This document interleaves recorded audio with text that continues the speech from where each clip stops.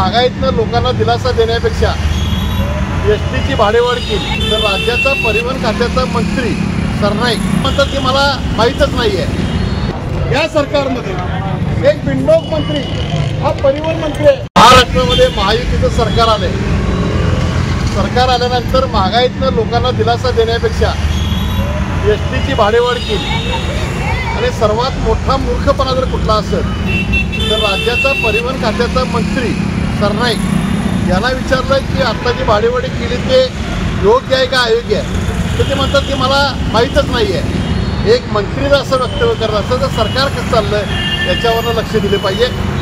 शिवसेना उद्धव बाळासाहेब ठाकरे पक्षप्रमुख यांच्या आदेशानं महाराष्ट्रामध्ये चक्काजाम आंदोलन केलेलं आहे। महाराष्ट्राच्या जनतेच्या हिताचा प्रश्न आपल्याला जर घ्यायचा असेल तर ताबडतोब जी तुम्ही भाडेवाढ केली आहे ती रद्द करण्यात यावी।